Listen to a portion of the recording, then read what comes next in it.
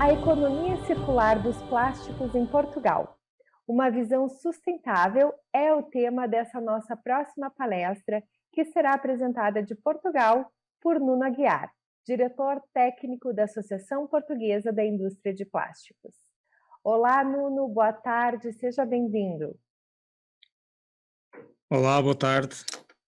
Obrigado, Patrícia, por me ceder o palco. Obviamente, uma saudação muito especial a um país irmão e felicitar os organizadores por este grandioso evento, que a nós muito nos honra poder participar e por isso agradecer o convite que nos foi feito para falar sobre a economia circular dos plásticos em Portugal e ao mesmo tempo partilhar aquilo que tem sido o contributo da APIP e das linhas de ação que a própria indústria do plástico em Portugal continua a entender necessárias para podermos caminhar para a economia circular e para a sustentabilidade dos plásticos. Para quem não nos conhece, a APIP em Portugal é a Associação Portuguesa da Indústria de Plásticos, a congénere da Abiplast no Brasil, e portanto é uma associação sem fins lucrativos, tem cerca de 45 anos de existência, de atividade, e obviamente está a representar todo um setor nas suas mais diversas aplicações, desde a embalagem, o setor automóvel, a parte da construção, a parte da eletrónica, a parte dos subsetores da área da medicina, enfim, todo um espectro de áreas, de subsetores que realmente estão centralizados e representados na nossa associação. Em termos globais do setor, só para terem uma ideia geral, macro, o setor em Portugal dos plásticos é representado por cerca de 1000 empresas, tem cerca de 24 mil trabalhadores e em termos de volume de negócios são cerca de 5 bilhões de euros. Portanto, naquilo que é o produto interno bruto de Portugal já representa cerca de 2,5%. Bom, entrando propriamente na minha apresentação,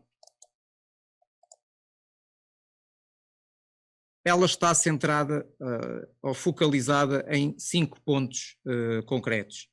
Um primeiro ponto que tem a ver com a estratégia europeia, as políticas europeias para a economia circular dos plásticos. Um segundo ponto que tem a ver com aquilo que está a ser feito e que tem vindo a ser feito ao nível de Portugal, nessa mesma economia circular. Um terceiro ponto, como aquilo que foi o desenvolvimento da estratégia da nossa associação para cumprir com os objetivos, com os desígnios da economia circular. E um quarto ponto, uma nova abordagem que queríamos também trazer para este congresso, que tem a ver com a saúde planetária e, no final, algumas considerações finais. E, portanto, passando de imediato à estratégia da Europa, o que é que tem vindo a ser feito a nível de políticas para a União Europeia, hoje reduzidos a 27 países, uma vez que em janeiro de 2020 o Reino Unido acabou por sair no chamado processo do Brexit e, portanto, hoje estes 27 países acabam por ter um conjunto de políticas, de iniciativas regulatórias a aplicar em cada um destes Estados-membros, incluindo naturalmente Portugal. E, portanto, aqui estão representados os principais marcos na linha do tempo, daquilo que consideramos os aspectos principais, e que no primeiro tem a ver com o pacote da economia circular. Em 2018, o Guido, da parte da manhã, já fez alguma introdução a estas temáticas. Pacote da economia circular que tinha na sua parte da estratégia europeia para os plásticos e que de alguma forma resultou igualmente na revisão da legislação de resíduos, nomeadamente algumas diretivas que mais à frente serão abordadas, e portanto um pacote de economia circular que pretendia melhorar de alguma maneira, a gestão dos resíduos de plástico, melhorar os sistemas de coleta e triagem, de separação, promover a reciclagem, diminuir ou minimizar os resíduos ou poluição dos resíduos de plástico para o ambiente marinho, entre tantas outras ações. No segundo ponto, temos em 2019 a diretiva dos plásticos de utilização única, que hoje está muito a ser discutida nos diversos países e não só, um pouco por todo o mundo, e o próprio Pacto Ecológico Europeu, o chamado Green Deal, em que de alguma forma acaba por ser uma peça que visa a neutralidade carbónica da União Europeia em 2050, onde estão vertidas, onde constam diversas ações em diversas áreas de atuação e setores.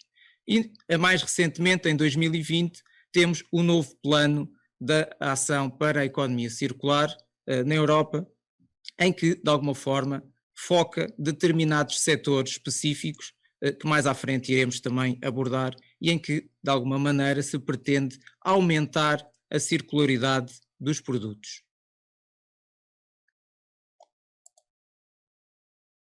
Referir ainda que, a nível europeu, atualmente, Portugal tem a presidência do Conselho da União Europeia, sucedendo a Alemanha e antecedendo, neste caso, a Eslovénia, e, portanto, estamos, neste caso, no último mês da presidência portuguesa, e em que o mote em que o seu programa visava uma recuperação justa, verde e digital da Europa. E deste modo, as principais linhas de ação elencadas no seu programa são exatamente estas, ou seja, termos uma Europa mais resiliente, mais verde, mais digital, mais social, mais global. Obviamente, dentro destas 5 linhas de ação, eu selecionei estas 2 primeiras porque, de alguma forma, têm maiores impactos, maiores relações com a indústria dos plásticos. Desde logo, ao nível da Europa mais resiliente, tem a ver com aquilo que se diz o orçamento, o budget de longo prazo, de 2021 para 2027, portanto o orçamento da União Europeia, em que, de alguma forma, tem um mecanismo de recursos próprios. E, portanto, nestes recursos próprios é onde está vertido o imposto sobre o plástico, que também o Guido da parte da manhã já abordou. Na prática, irá assentar nos quantitativos, na quantidade de embalagens de plástico que não são recicladas. Por outro lado, ao nível da Europa Verde, o Pacto Ecológico Europeu, como referi há pouco, visa termos uma Europa neutra em carbono em 2050. Obviamente, facilitando aqui todas as políticas e todos os produtos, de modo a minimizar aquilo que é as emissões de carbono para a atmosfera.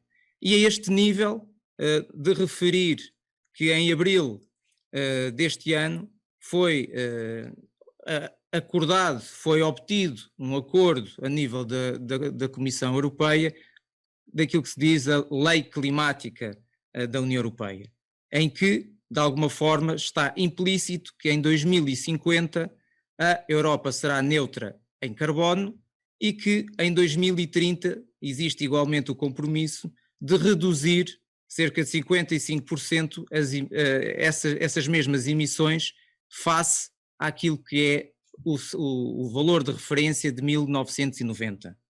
Paralelamente, o novo plano de ação da economia circular e aqui também as próprias diretivas, portanto toda a parte regulatória europeia que foi alvo de revisão, vem naturalmente criar novos desafios para as nossas indústrias, nomeadamente para a do plástico. E neste caso concreto, falando em diretivas, aqui temos um breve resumo daquilo que são as principais atualmente e em discussão. Desde logo, a Diretiva Quadro de Resíduos, que estabelece aquilo que são os princípios gerais da gestão de resíduos, a própria hierarquia da gestão de resíduos, e vem estabelecer novas metas para os resíduos urbanos, e não só, vai obrigar os países a implementarem esquemas de recolha seletiva para os orgânicos em 2023, para os têxteis e para produtos perigosos produzidos nas nossas habitações, nos nossos lares, em 2025. Por outro lado, temos depois a Diretiva das Embalagens e Resíduos de Embalagens, em que de alguma forma são estabelecidas novas metas de reciclagem. O Guido também na parte da manhã referiu, no caso concreto do plástico, teremos que reciclar cerca de 50% em 2025 e 55% em 2030. Portanto, podemos imaginar que é, de facto, algo ainda muito ambicioso para caminharmos para essa meta, atendendo aos valores de referência, e a nível de Portugal, atualmente, os últimos dados apontam para 35% de reciclagem de embalagens de plástico. Depois temos também a Diretiva dos Veículos em Fim de Vida e dos Resíduos Elétricos e Eletrónicos, onde poderá haver aqui potenciais restrições a algumas substâncias. Temos a Diretiva dos Aterros, que vem estabelecer uma meta muito ambiciosa para 2035, que tem a ver com só é possível depositar 10% dos resíduos em aterro. E por outro lado, a Diretiva SUP, que é esta mais recente e que tem que ser transposta para os diversos Estados-membros até 3 de julho de 2021, em que vem estabelecer um conjunto de proibições, de restrições, medidas de redução, medidas de marcação e de conteúdo de reciclado e de recolha específica de garrafas de PET, neste caso, para determinados timings, nomeadamente no caso da recolha seletiva das embalagens de PET, em 2025 têm que ser recolhidas 70%, 77%, em 2030 90%. Depois temos também conteúdos obrigatórios de reciclado nessas mesmas embalagens de 25% em 2025 e em 30% em 2030. Portanto, como vemos, existe de facto na parte regulatória muitas informações, muitos objetivos que vai obrigar naturalmente os países a desenvolverem todos os esforços e as próprias indústrias a adaptarem-se. Falei igualmente num plano de ação, um novo plano de ação da economia circular, que foi lançado em março de 2020 e em que de alguma forma tem estes 4 eixos. Uma política de produtos mais sustentáveis, e aqui basicamente tem a ver com o ecodesign dos produtos, portanto promover a melhoria dos mesmos, a reciclabilidade, o próprio ecodesign, facilitar a sua reciclagem. Por outro lado, potenciar a informação aos consumidores, isto é, as questões, por exemplo, das declarações ambientais, do chamado greenwashing, fazer com que realmente não haja esse branqueamento da informação, e depois também a circularidade nos próprios processos produtivos. Hoje, cada vez mais, as empresas têm a circularidade como algo nas suas empresas, nos seus processos. Depois temos também aqui a parte daquilo que são as áreas-chave em que este plano vai incidir.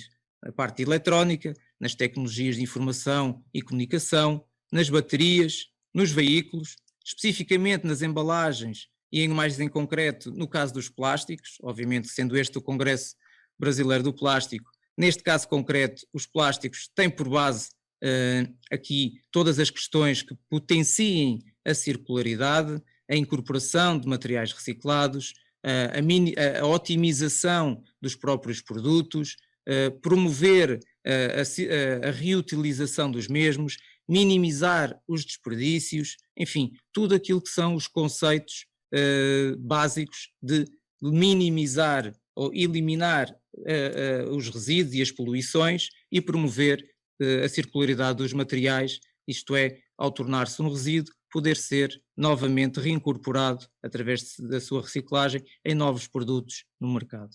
Depois temos também o eixo do menos resíduo, mais valor. E aqui tem a ver especificamente com o reforçar das políticas de resíduos, nomeadamente a área da prevenção e promovendo a sua própria circularidade, aumentar a circularidade, neste caso minimizando as substâncias tóxicas no ambiente, a criação de um mercado para as matérias-primas secundárias, isto é, para os reciclados. Nós só podemos falar em circularidade se efetivamente existir depois um mercado maduro de matérias-primas recicladas, porque se não for possível incorporar, toda a parte da circularidade acaba por ficar comprometida.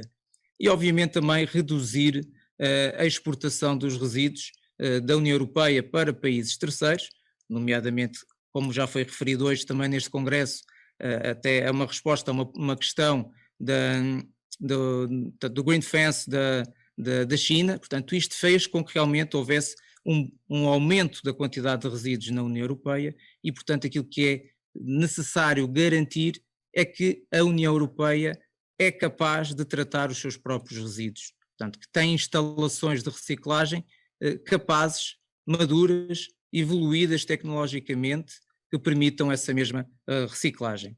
E por fim, outras ações transversais que de alguma forma veem aqui a questão da circularidade, da sustentabilidade dos produtos para a neutralidade carbónica. E obviamente não esquecendo, aqui o último ponto, a vertente da investigação, inovação e digitalização, que é algo muito importante. Se nós queremos caminhar para produtos mais sustentáveis, é necessário investigar, pesquisar, inovar. Só desta maneira é que nós conseguimos atingir esse objetivo. Aqui, muito rapidamente, somente porque é algo novo, que está previsto nas políticas de sustentabilidade, dos produtos sustentáveis, melhor dizendo, que é o chamado passaporte digital do produto e, portanto, pretende-se com este passaporte, através de um QR Code, por exemplo, que este mesmo possa conter um conjunto vasto de informação ao longo de toda a cadeia do produto, desde a sua produção até à sua utilização pelo consumidor final e, portanto, irá permitir a cada elo da cadeia ter ou poder dar um conjunto de informação que possa vir a ser útil para cada eixo da cadeia de valor, mas também, acima de tudo, para o próprio consumidor. E aqui todas as questões relacionadas e aquilo que nós temos defendido de informação quanto àquilo que é a sustentabilidade do produto, e mais à frente irei explicar um pouco melhor essa situação, acreditamos que é muito importante e este poderá ser o veículo que permita ao próprio consumidor ter a possibilidade de fazer escolhas mais sustentáveis, mais racionais.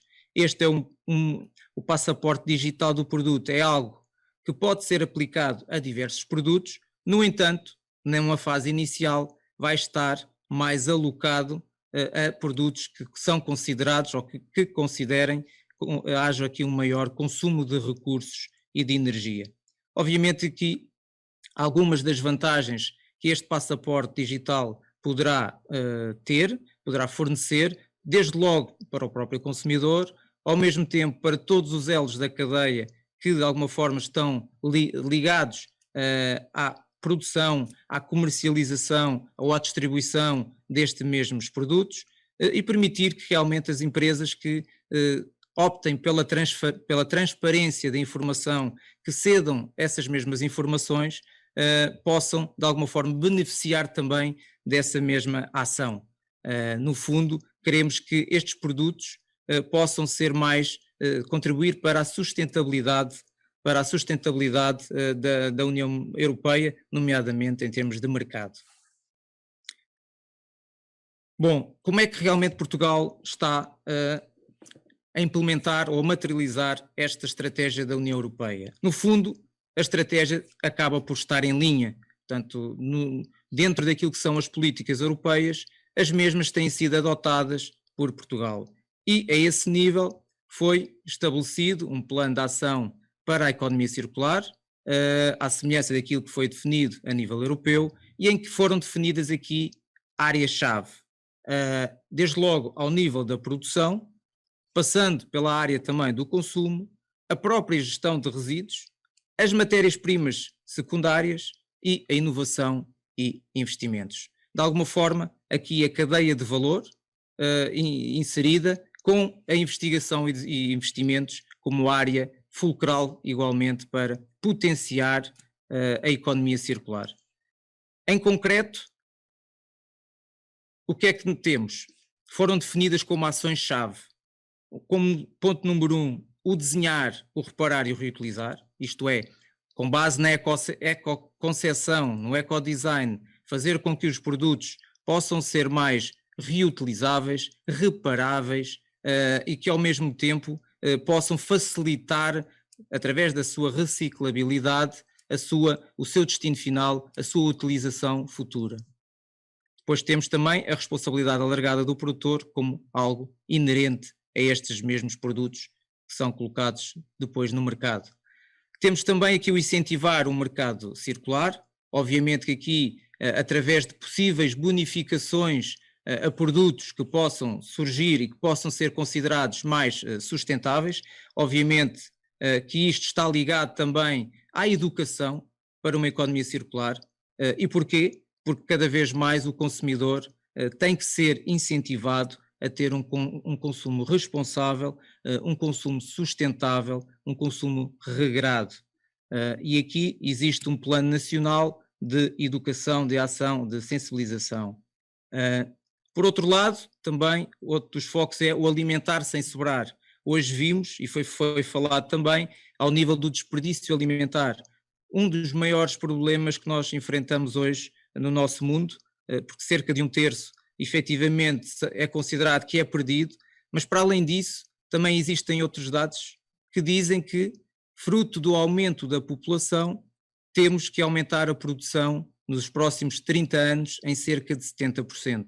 E, portanto, podemos ver realmente aqui a importância que as embalagens de plástico, que hoje já foram diversamente mencionados, ao nível do próprio desperdício alimentar, o seu contributo decisivo que podem desempenhar. Depois, uma nova vida aos resíduos. Obviamente que para a indústria do plástico os resíduos sempre foram vistos como um recurso, desde logo nos resíduos industriais, na reciclagem, através da reciclagem primária, mas também já há cerca de 20 anos ao nível dos resíduos de pós-consumo. E aqui hoje falou-se muito de embalagens flexíveis. Nós em Portugal temos de facto capacidade de reciclagem para embalagens flexíveis e portanto já há muitos anos, há cerca de 20 anos, podemos nos orgulhar de que temos equipamentos e empresas de reciclagem bastante equipadas, ao melhor, de alguma forma, updated, portanto atualizadas em termos de tecnologia, como muitas outras empresas a nível europeu e noutras partes do globo, e portanto os resíduos são vistos como uma matéria-prima e têm que ser vistos como tal, porque só assim é que faz sentido pensarmos em economia circular. Depois existe naturalmente a necessidade de criar um mercado para as matérias-primas secundárias. Muitas vezes ele não existe, temos o caso concreto, quer dizer, existe, mas a matéria-prima disponível não é suficiente. Temos o caso concreto e paradigmático do RPET, portanto o reciclado de PET. Hoje existe uma procura global por este reciclado, em que os custos desta matéria-prima reciclada são superiores à matéria-prima virgem e, portanto, temos aqui uma inversão, fruto também das próprias leis ou da lei do mercado e procura, e, portanto, temos que garantir, e antes de termos a definição de requisitos obrigatórios de percentagens de incorporação de reciclado, temos que garantir que efetivamente esse mercado existe e que as empresas podem recorrer ao mercado e comprar e incorporar nos seus produtos. Depois temos também a parte dos recursos da água e nutrientes, aqui ao nível da reutilização da água e da eficiência hídrica e dos próprios nutrientes. E por fim, também a investigação e inovação. Como eu referi há pouco, é algo muito importante, porque se queremos caminhar para a economia circular, temos que ter novos processos, temos que ter novos produtos, temos que desenvolver novos materiais, temos que desenvolver aqui realmente toda uma gama de ações, de produtos que nos permitam efetivamente pensar numa economia circular. De todas as áreas regulatórias, eu escolhi aqui estes 3 pontos, tanto a nível europeu como a nível nacional, a nível de Portugal. Um primeiro ponto tem a ver com o imposto do plástico. Para já, e isto a nível nacional, não está prevista ou não está previsto nenhum imposto global sobre o material, apenas está previsto um imposto sobre embalagens do takeaway a partir de 2022. Por outro lado, temos também aqui a diretiva SUB, como eu referi, portanto, a diretiva dos plásticos de utilização única, que temos que o transpor até 3 de julho de 2021. É algo que está a ocorrer neste momento, está a ocorrer uma consulta pública, onde todos os stakeholders poderão dar os seus contributos, e depois as diretivas anteriormente já faladas, que entretanto já foram transpostas para o nosso direito nacional. Obviamente que aqui a APIP tem vindo a desenvolver todo um conjunto de contactos com todas as partes interessadas, incluindo, obviamente, a parte governamental, no sentido de tentar aportar algo positivo para a discussão sem qualquer demagogia. E, portanto, fruto de todas estas questões portanto, regulatórias, da economia circular dos plásticos a nível europeu, as políticas que têm vindo a ser desenvolvidas, a APIP desenvolveu o seu próprio pacto ecológico, construindo, neste caso, do nosso entender, aquilo que é a nossa visão para uma sustentabilidade dos plásticos, uma visão para a economia circular dos plásticos em Portugal. E desde logo este é o nosso posicionamento e tem sido utilizado e colocado em prática com as mais diversas entidades com as quais nos relacionamos. Isto é, hoje falou-se muito, e aqui é exatamente o mesmo, que é nós temos que trabalhar de forma integrada, temos que trabalhar de forma colaborativa com todas as partes interessadas, de modo a percebermos a visão de cada um e, no fundo, reunir todas essas visões na construção ou na definição de caminhos e processos que nos permitam caminhar a obter produtos mais sustentáveis. E estas têm sido as linhas de ação que consideramos essenciais virem a ser tomadas. O realizar estudos completos, estudos de uma visão holística da avaliação de ciclo de vida dos produtos. Como sabemos, têm surgido alguns produtos no mercado, nomeadamente os copos de papel revestidos a plástico, sendo apelidados de produtos mais sustentáveis, quando na verdade é um material complexo, multimaterial, que vem substituir um material de plástico 100% plástico, 100% reciclável, e portanto aquilo que nós temos que evitar efetivamente é a emoção nestas linhas de ação. Sempre e quando quisermos modificar, sempre e quando quisermos alterar algo, temos que garantir a base científica, temos que nos basear em dados científicos e não o contrário. Por outro lado, outra das ações, o desenvolvimento e a adoção de um rótulo de eficiência ecológica. Porquê? Porque entendemos que, efetivamente, o consumidor deverá ter a informação necessária para poder escolher qual o produto que entende ser mais sustentável. E aqui, uma pegada de carbono, por exemplo, poderia ser algo a implementar, e hoje a nível da Europa já existe algum trabalho naquilo que é definido por o PEF, portanto o Product Environment Footprint, portanto aqui uma pegada ambiental dos produtos, e portanto este trabalho pode ser aproveitado já neste mesmo sentido. Por outro lado, é necessário termos aqui uma revisão, uma melhoria uma harmonização dos sistemas de gestão de resíduos, desde logo na separação, na coleta seletiva, na separação na reciclagem, na própria valorização. Nós hoje temos, a nível da Europa, diferentes cores para os equipamentos de recolha seletiva, o que no nosso entender não faz sentido. Se nós queremos que todos os cidadãos possam separar os seus resíduos, então devem ter a mesma padronização de cores, porque hoje estamos em Portugal, amanhã estamos em Espanha ou em França, e portanto temos que ter os mesmos comportamentos e saber onde devemos depositar os resíduos. Depois, a parte do investimento em educação e sensibilização ambiental, algo fulcral para nós, é algo que não pode ser descurado, um investimento tem que ser constante e não pode ser abandonado, porque o consumidor é aqui a força motriz para colocar em prática todo o sistema da economia circular, porque a indústria pode desenhar, pode fabricar a embalagem mais sustentável, mas depois no final cada um de nós não separar, todo o esforço acaba por ser perdido.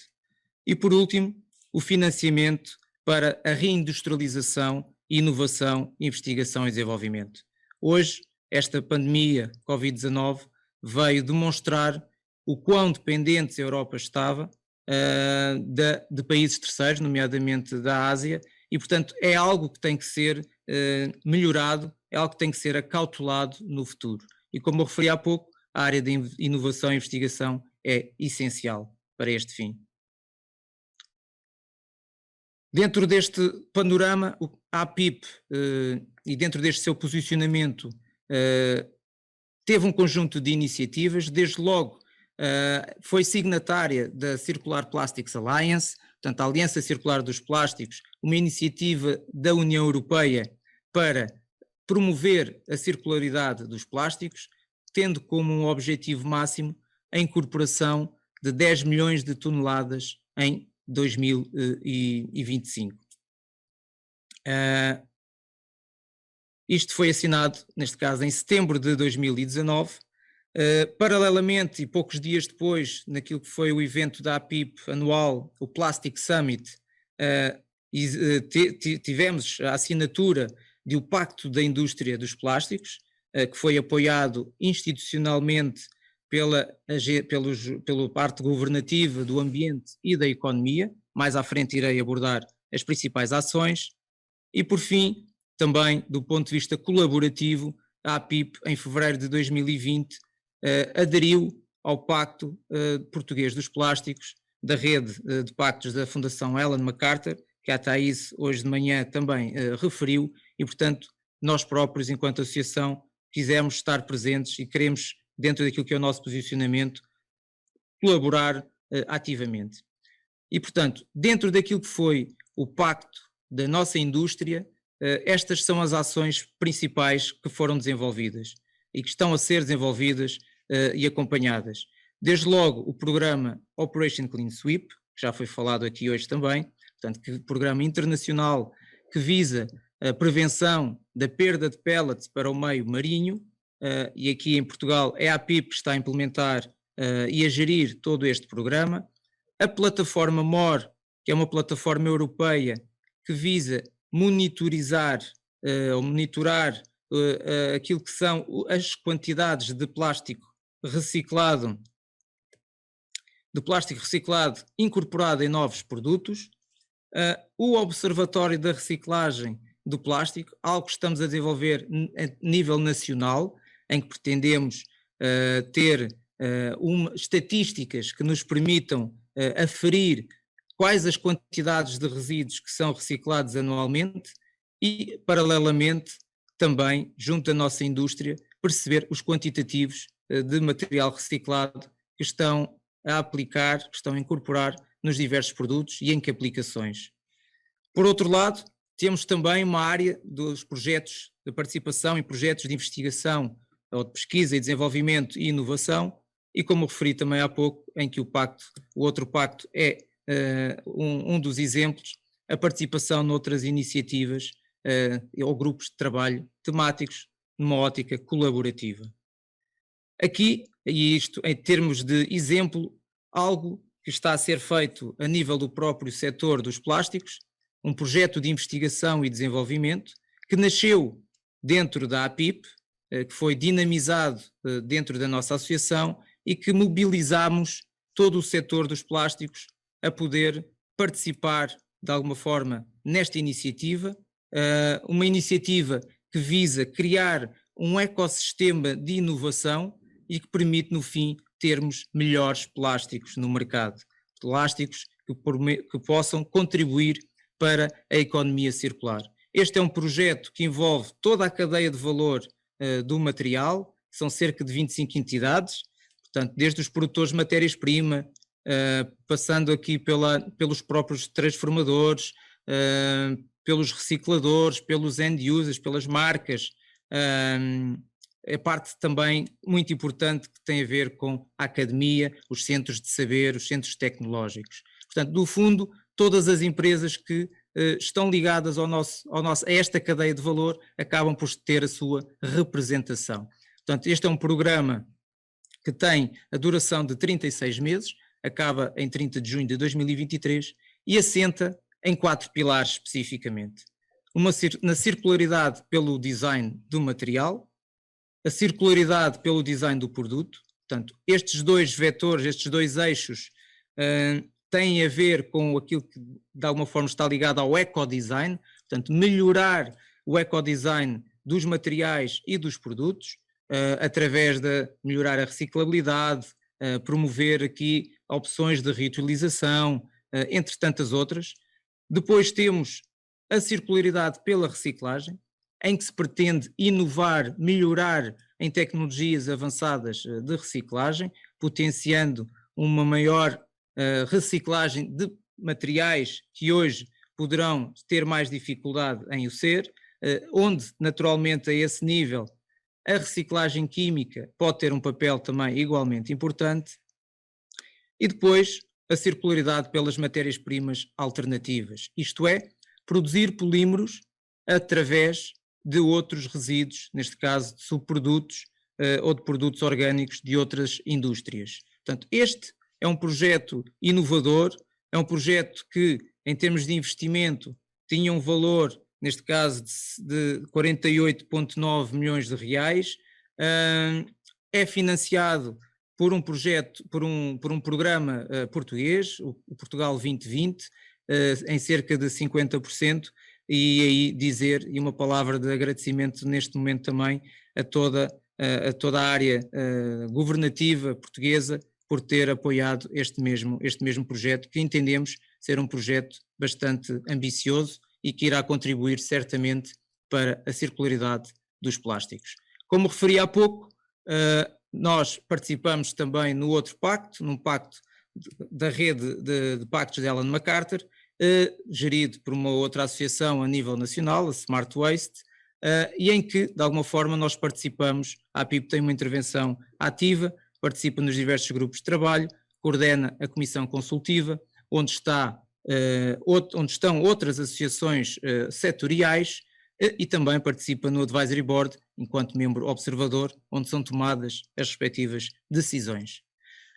Por fim, e tocando aqui num tema maior, por assim dizer, e hoje falámos muito de economia circular e de sustentabilidade, e que a sustentabilidade tem os diversos eixos, a económica, a social e a ambiental, e portanto abordar somente a temática da saúde planetária, porque neste contexto todas as nossas ações que nós possamos ter do ponto de vista ambiental terão certamente um efeito na nossa saúde. E a saúde planetária é exatamente isto, é algo onde está ligada a saúde humana e o seu bem-estar e ao mesmo tempo a própria saúde dos meios naturais.